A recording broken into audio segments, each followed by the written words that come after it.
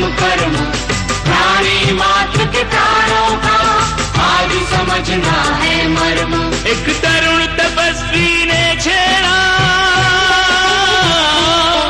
एक तरुण तपस्वी ने छेड़ा अभियान अहिंसा का। जगव्यापी हो, जगव्यापी हो आह्वान अहिंसा का। यही मुनिवर की कामना, यही गुरुवर की भावना। अहिंसा महाकुंभ से धर्म की हो प्रभावना। यही मुनिवर की कामना, यही गुरुवर की भावना। अहिंसा महाकुंभ से धर्म की हो प्रभावना। बेईमान सास, ये क्या हो रहा है? रात सपने में बाबू आए, बोले तरुण सागर क्या हो रहा है? मैंने कहा बापू पूरा देश रो रहा है।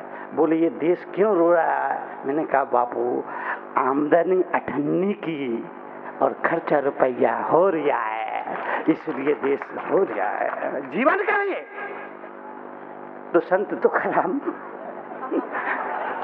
नहीं, वो तो चलेगा ना भाई, वो तो कहीं भी चले जाओ, आना तो धर्म की शरण में ही आना पड़ेगा। कहीं चले जाओ, तुम भागो कहीं जाओ, अंततः आपको धर्म की शरण में ही आना पड़ेगा, गुरु की शरण में ही आना पड़ेगा, आध्यात्म की शरण में ही आना पड़ेगा। बाकी दुनिया में कहीं भाग लो, आना तो यहीं पड़ेगा। अपने को भी संत तुकाराम के पास आना ही पड़ेगा, कुछ भी कर लो। पत्नी ने देखा गुस्सा गुस्सा गुस्सा गुस्सा, बहुत बड़बड़ाई, बहुत बड़बड़ाई, बहुत बड़बड़ाई। संत तुकाराम सुनते रहे, सुनते रहे, सुनते रहे, बोलते गए। संत तुकाराम सुनते गए। पति पत्नी में झगड़ी हो गया, पत्नी बहुत बड़बड़ाई, पति सुनता रहा, पत्नी बहुत बड़बड़ाई, पति सुनता रहा, पत्नी बहुत बड़बड़ाई, पति सुनता रहा, पत्नी बकती रही, पति सुनता रहा, पत्नी बकती रही, पति सुनता रहा, पत्नी बोलती रही, पति सुनता रहा, पत्नी बोलती रही, पति सुनता रहा। आखिरकार जब उसका गुस्सा सिर के ऊपर चढ़ गया तो पत्नी ने अपने पति से कहा, जानवर कहीं गए, जवाब तक नहीं देते। ओहो, पति चुप रहा, पति चुप रहा। पत्नी फड़फड़ाते हुए अपने कमरे में गई, सिर से उसका क्रोध का भूत उतरा। उसको बड़ा पश्चाताप हुआ, मैंने अपने देवता जैसे पति को जानवर कह दिया। मैंने अपने देवता जैसे पति को जानवर कह दिया। बहुत पश्चाताप हुआ। हर क्रोधी को क्रोध के बाद पश्चाताप होता है। पश्चाताप लिए, आंखों में आंसू लिए, पति के पास आई और बोली, मुझे माफ करना, मैंने आपका बड़ा अपमान किया। पति ने कहा, कोई बात नहीं, तुमने कोई अपमान नहीं किया। पत्नी ने कहा, नहीं, मैंने आपको जानवर कहा। पति बोला, तुमने जानवर कहा तो कोई गलत नहीं कहा, वो ठीक कहा। बोले, आप और जानवर? पति बोला, हाँ, मैं तो उसी दिन जानवर हो गया था जिस दिन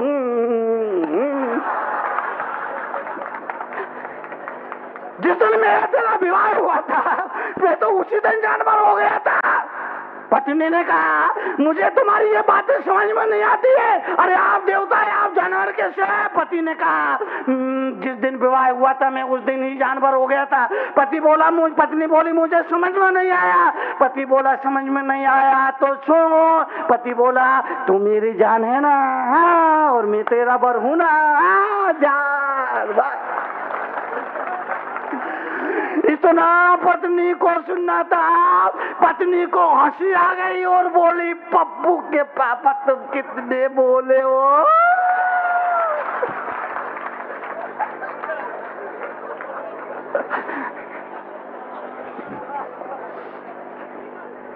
एक ने समझदारी दिखाई, परिवार की खुशियां बरकरार रही। एक ने समझदारी दिखाई, परिवार की खुशियां बरकरार रही। अगर पति भी वैसे ही हो जाता तो क्या होता, तो क्या होता, तो क्या होता? आज श्री महाभारत प्रस्तुत करता गोदरेश। कलाएं होती, क्लेश होता, झगड़े होते, विवाद होते, परिवार की खुशियों को नजर लग जाती, पूरे घर में महाभारत का वातावरण बन जाता, महाभारत होती। लड़के के लिए बाप लड़की देखने गया, बाप ने उस अपनी होने वाली बहू से पूछा, बेटा तुमने कौन कौन से धार्मिक ग्रंथ पढ़े हैं? लड़की ने कहा, रामायण तो यहीं सुन लीजिए आप, महाभारत घर आके सुनाऊंगे। महाभारत, महाभारत घरों में महाभारत है तो सिर्फ इसलिए है। दोनों ना समझ बन रहे हैं, दोनों ना समझ बन रहे हैं। एक समझदारी का परिचय दे, कौन देगा? जो समझदार होगा। तो संत तुकाराम चले अब, क्योंकि अब पत्नी का गुस्सा बहुत बढ़ गया। उसने कहा, खेत में क्या यार एक ही गन्ना था? संत तुकाराम ने कहा, नहीं गन्ने तो बहुत थे, तो एक ही गन्ना लेकर क्यों आए?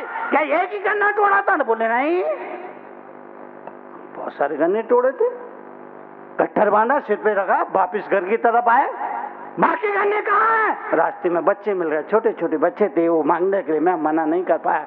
एक गन्ना बचा था, ये ले, एक गन्ना बचा था, पत्नी को दिया। पत्नी का गुस्सा सातवें आसमान पे था, गन्ना लिया और संत तुकाराम की पीठ पर दे मारा।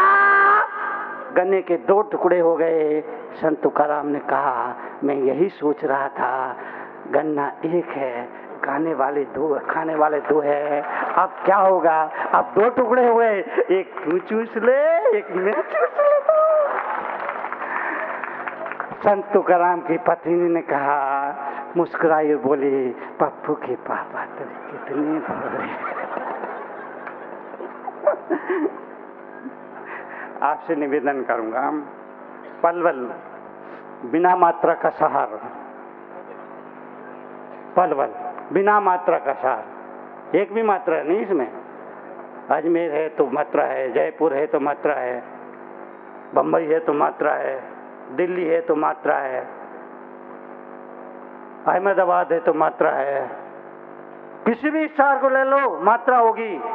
फरीदाबाद है तो मात्रा है, मथुरा है तो मात्रा है, कोसी कला है तो मात्रा ही मात्रा है। नहीं, को मात्रा, सी मात्रा, कला मात्रा, ला मात्रा, तो मात्रा ही है। पलवल बिना मात्रा का शहर, कोई मात्रा नहीं। आपसे निवेदन केवल ये किया जाना चाहिए कि आप अपनी जो जीवन में अभी बेमात्रा का क्रोध है, उसको मात्रा हटा दीजिए और चुप रहिए, चुप रहिए, ज्यादा मत बोलिए, कम बोलिए, काम का बोलिए, कम बोलिए और काम का बोलिए, ज्यादा मत बोलिए, जरूरत से ज्यादा मत बोलिए, अनावश्यक मत बोलिए, ज्यादा मत बोलिए, अनावश्यक मत बोलिए। सुबह सुबह आधा घंटे का मौन रखिए, चीखिए मत, चिल्लाइए मत। चीखने चिल्लाने के लिए तरुण सागर बहुत है, अब मत चीखिए, सुबह सुबह मत चीखिए, मत चिल्लाइए। पत्नी को जो करना करने दो, बहू को जो करना करने दो, पोते को जो करना है करने दो।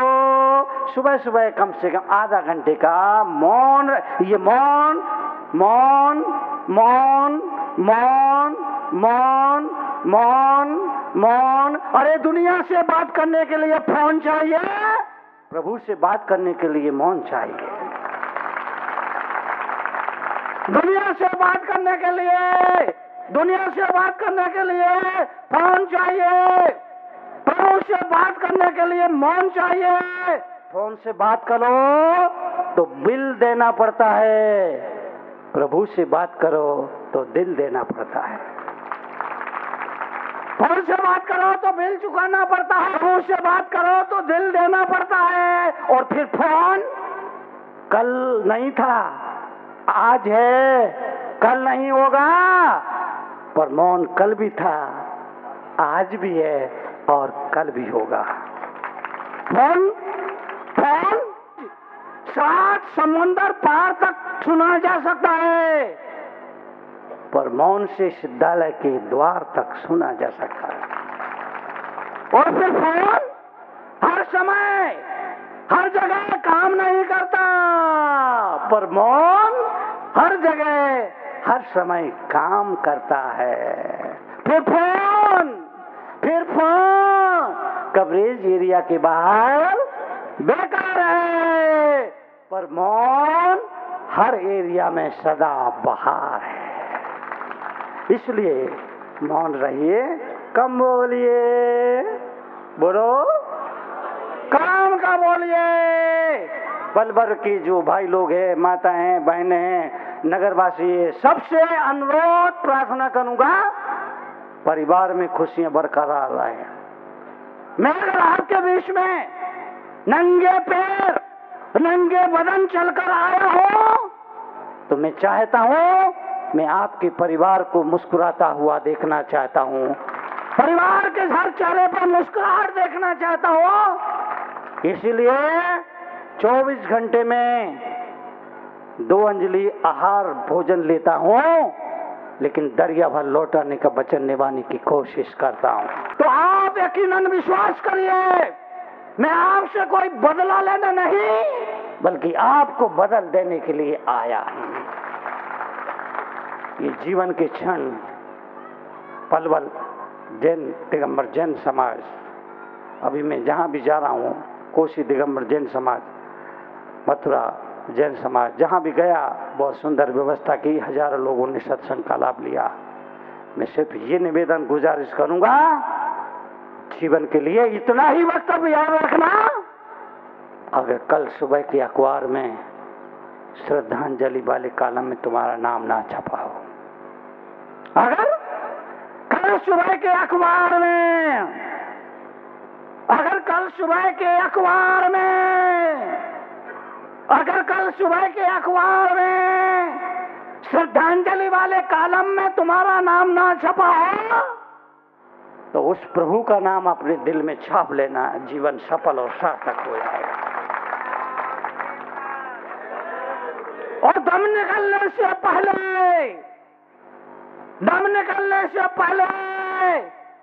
उस प्रभु की भक्ति में दम लगा देना, जीवन सार्थक और सफल हो जाएगा।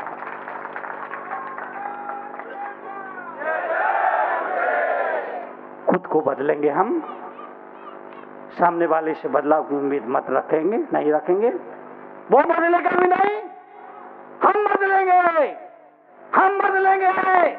इसलिए कहूंगा बदलो बदलो बदलो बदलो। जब मैं कहता हूं बदलो बदलो, लोग घर जाके कपड़े बदल लेते। क्या होगा, रात सपने में बाप को आए, बोले तरुण सागर क्या हो रहा है, मैंने कहा हो रहा होने दो। समस्याएं हैं देश के सामने बहुत। अब 1 घंटे में तो क्या मैं बात करूं, बहुत अशिक्षा की समस्या है, बेरोजगारी की समस्या है, महंगाई की समस्या है, सबसे ज्यादा है। अच्छे दिन कब आएंगे इंतजार कर रहे हैं, लेकिन इंतजार तो करना चाहिए। दुनिया तो आशा पेटी की ना, वो खेत होता है ना, उसमें वो बिजू का वो कपड़े पहना देते ना और ऐसा खड़ा कर देते, एक उसमें मुंडी रख देते हैं ना, वो बिजू का न खाता है न खाने देता है।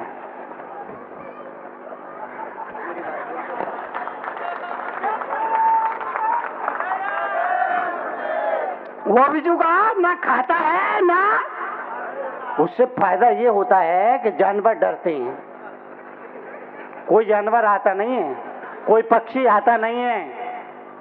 तो अब अच्छे दिन के लिए मोदी जी क्या कर रहे हैं वो तो वक्त बताएगा, समय बताएगा, लेकिन इतना जरूर है कि ऐसे प्रधानमंत्री आने से इस देश में जो भ्रष्टाचारी अफसरशाही थी उनकी नींद हराम हो गई है। इसमें कोई दो राय नहीं है, इसमें कोई संदेह नहीं। तो महंगाई तो बढ़ ही रही है ना, बढ़ती रही है। मुझे तो लगता है महंगाई अगर इसी तरह बढ़ती रही तो अखबार में छप जाएंगे ये भाव। महंगाई में अगर होता रहा इसी तरह चढ़ाव तो एक दिन अखबार में ये छप जाएंगे भाव, चावल 25 पैसे जोड़ी। अगर महंगाई होता रहा इसी तरह चढ़ा हो तो अखबार में एक दिन छप जाएंगे ये भाव, चावल 25 पैसे जोड़ी, गेहूं 50 पैसे कौड़ी, दूध 5 रुपए बूंद, घी 10 रुपए में सूंघ। दूध 5 रुपए बूंद, घी 10 रुपए में सूंघ। बात क्या कही वित्त मंत्री ने? वित्त मंत्री ने बात कही, अमेरिका से आएगा भारत में दही, 20 रुपए के आम 3 कच्चे और 100 रुपए में 2 बच्चे। महंगाई बहुत है, बहुत समस्याएं हैं देश के सामने, समाज के सामने, लेकिन हम इंतजार करेंगे, इंतजार करना ही होगा, क्योंकि वक्त लगता है हर बुराई को मिटाने में। राम को वक्त लगा, रावण की बुराई मिटाने में उसको वक्त लगा, हमें भी वक्त लगेगा, उम्मीद रखना चाहिए। आप सब ने मेरे बातों को बहुत ही प्रेम से सुना। अगर आप जानना चाहते हैं जीवन का व्यवहारिक ज्ञान, चाहते हैं अपने जीवन में परिवर्तन, तो पढ़िए जीवन के व्यवहारिक ज्ञान से रूबरू कराती विश्व में कड़वे प्रवचनों के लिए विख्यात क्रांतिकारी राष्ट्र संत मुनि श्री 108 तरुण सागर जी महाराज की बहुचर्चित पुस्तक कड़वे प्रवचन, जिसका नाम दर्ज है Guinness book of world records में, 14 भाषाओं में, जिसकी अब तक 7 लाख प्रतियां प्रकाशित हो चुकी हैं। देश के सभी AH व्हीलर के रेलवे बुक स्टॉल्स पर उपलब्ध। कड़वे प्रवचन के 8 भागों का पूरा सेट मात्र 1200 रुपए में एवं कोई भी एक भाग मात्र 150 रुपए में, पोस्टिंग एवं हैंडलिंग चार्जेस एक्स्ट्रा। मंगवाने के लिए आज ही संपर्क करें 196 सेक्टर 18 फरीदाबाद हरियाणा। संपर्क सूत्र 0129 226254 098 107 ईमेल ahimsamahakumbh108@gmail.com। क्रांतिकारी राष्ट्र संत मुनि श्री तरुण सागर जी महाराज के क्रांतिकारी विचारों को जानने व समझने के लिए घर बैठे ही मंगवाएं अहिंसा महाकुंभ पत्रिका और मुनिश्री के विचारों को पढ़कर सुधारें अपना जीवन। अहिंसा महाकुंभ पत्रिका की आजीवन सदस्यता प्राप्त करें मात्र 2100 रुपए में। आज ही संपर्क करें अहिंसा महाकुंभ पत्रिका 196 सेक्टर 18 फरीदाबाद हरियाणा। संपर्क सूत्र 0129 226254 09810724900।